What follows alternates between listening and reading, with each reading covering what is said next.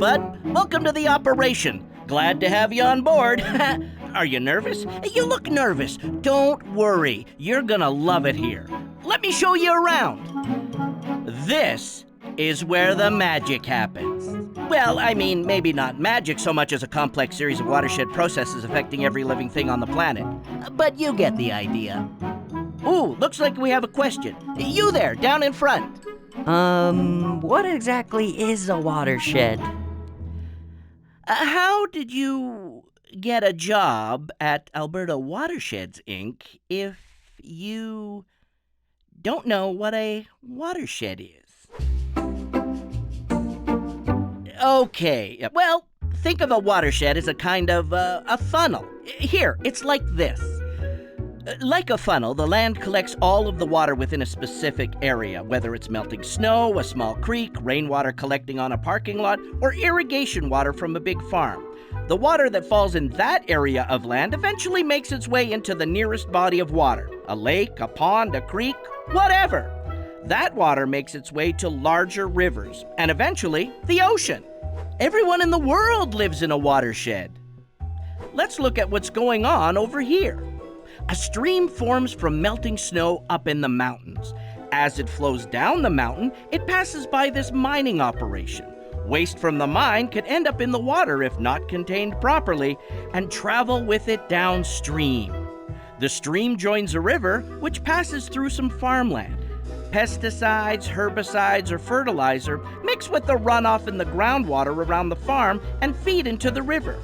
Having natural features on the landscape like wetlands, healthy riparian areas, and crop buffers can help reduce the contaminants that make their way into the rivers, but they don't capture everything. As the river slowly makes its way out to the ocean, it mixes with nearby water from local watersheds, carrying more and more materials. The further along the watershed you live, the more you need to do to filter and treat the water to remove everything that's been collected upstream. Watersheds might not seem like a big deal, but they're super important to all of us. I don't know about you, but I'm pretty into having water to drink, or to cook, or to fish in, or to grow my food, or to go super radical extreme wakeboarding. We all live in a watershed, and we're all downstream from someone. What I do in my watershed directly impacts someone else in a different part of the watershed, just like I'm affected by the things that other people do. Everything in a watershed is connected. Our economy and society all depend on having a healthy watershed. Oh man, watersheds are really exciting. I can't wait to get my feet wet.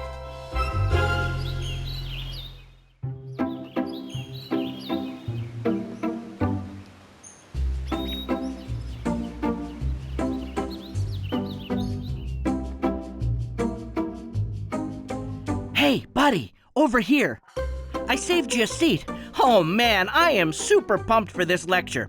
I am a huge fan of Doc Waterdrop. I've been following her since she was an influencer on Instagram. You are gonna love this. What's up, water people? Who here wants to learn about healthy watersheds? We live in a wondrous place. Let's take a look around for a moment. See all of the people out enjoying the fresh, clean mountain lakes and rivers, swimming or fishing? See how that reservoir supplies clean water for drinking, for irrigating the agricultural crops that supply our food, and for recreational activities? None of that is possible without a healthy watershed. Oh man, this is going to be so great! Watersheds are the areas of land that collect water into water bodies, like lakes, streams, and rivers. We have 11 major watersheds in Alberta. Within those larger areas are smaller watersheds, the areas you find around lakes, smaller rivers, or streams. Water from our province flows into 3 of the 6 major watersheds of North America and into 2 different oceans. To keep the global water supply healthy, we have to make sure our own watersheds are healthy first. So, how do we check if our watershed is healthy or not? Checklist! Oh, the checklist! Come on, you can do better than that. Who here wants to take a look at the checklist? Oh, me. Me! Ooh, checklist! Yeah! First, we start with healthy headwaters. Headwaters are where all rivers start, so we need to ensure that our source of water is protected and continues to have good water flow. Then we have the riparian areas. Riparian represent! These are the ribbons of green vegetation along the shorelines of any water body, such as a river or lake. The less disturbed these areas are, the healthier the watershed will be. We also have lively wetlands in a healthy watershed. Wetlands soak up water like a sponge and stay wet for at least part of the year. They are best natural and undisturbed, but we can restore wetlands as well. Landowners can help by restoring wetlands that have been lost or filled in. We need biodiversity, a wide variety of plants and animals both in the water and on the land. Dude, biodiversity is my favorite watershed checklist bullet point. All the little duckies and the rubicios, oh, they're so cute. Groundwater. We don't normally see this water since it's under the Earth's surface, but it's still an important part of our watershed checklist. Groundwater is the source of water for many people who live in rural areas. And then we can look at human impact. The best case is what we call sustainable development. Humans need houses, agriculture, workplaces, industry. If development follows sustainable practices like setbacks from water bodies, water conservation, and maintaining natural areas, then our watershed can sustain human, animal, and water droplet needs. If those 6 checklist items are healthy, then our watershed will be healthy as well. Think about our annual checkup at the doctor's. Once we do our health assessment, we can see what areas we need to further check or do more work on. Just like our own bodies, we need to keep track of watershed health. If we keep our watershed healthy, then the watersheds downstream of us have a better outlook too. We are all connected through our water. This is a thing of beauty. A healthy watershed. Woo-hoo-hoo-hoo! Yeah! Watershed!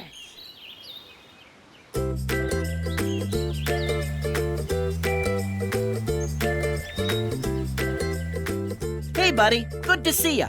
I've got a special training video for you today. How to prevent watershed disasters. You are going to love it. How to prevent watershed disasters. There are a lot of potential disasters that could happen in the watershed, especially as we start to increasingly experience the effects of climate change, like hotter temperatures, more severe storms, loss of species, and poverty and displacement. This video is focusing on issues of flood and drought. Back in 2013, the southern Alberta flood caused about $5 billion in damage to property and infrastructure and displaced over 80,000 Albertans. The ongoing drought that Alberta has been experiencing for the past 2 decades has cost the Canadian economy nearly $6 billion and has led to increasingly long, severe wildfire seasons. So, how did we get here? Well, flood and drought are naturally occurring, but we are experiencing them more and more often these days, and they are less predictable than they once were. We've changed a lot about the landscape over the past century, like draining wetlands and building right up to the banks of rivers and lakes. We've added a lot of concrete and asphalt structures, which act like a water slide, collecting, diverting, and pooling water. We rely on a lot of built infrastructure to guide water to where we want it to go. So, what can we do to help prevent or lessen the impact of these climate-related natural disasters? We need to work with nature rather than against it. We can restore wetlands and riparian areas. These natural features help slow the flow of water and store it for later use, helping us to become more resilient to floods and drought. We can create resilient infrastructure by maintaining roads and drainage systems. We can also create resilient communities by using low-impact development methods like pervious pavement, green roofs, and rain harvesting, as well as using bioretention or rain gardens to store and soak up water, preventing pollutants from entering waterways. We can reduce our individual water consumption and reuse water where possible. Collaboration is important. and we need to work together to create a more resilient watershed. There are several key groups in Alberta working together to tackle the big watershed problems.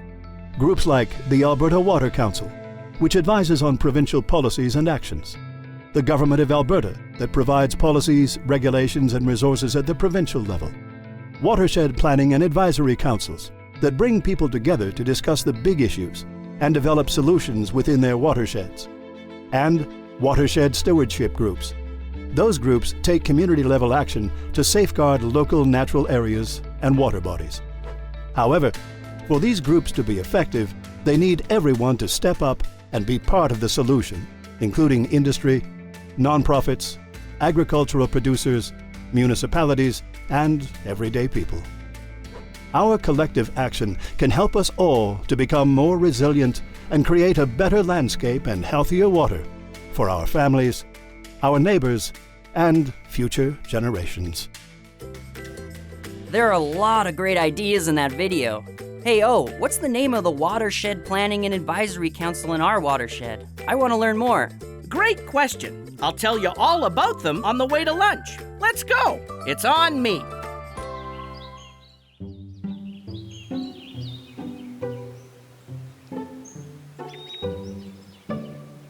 So, how's the new job going, dearie? Pretty well. I met this really great Waterdrop who's taken me under his wing. He's a really great guy. I've learned so much over the past few weeks. Did you know that a watershed is the land that supports and funnels water to a lake, stream, or river? Oh, heavens! How interesting. There are a lot of things that can go wrong for us if we don't work together to keep the watershed in good shape. It's really overwhelming. I feel like just one drop in the great big bucket of life. I'm finding it hard to imagine how we'll make all the changes needed to have a healthy watershed. How can I ensure that everyone is doing their part?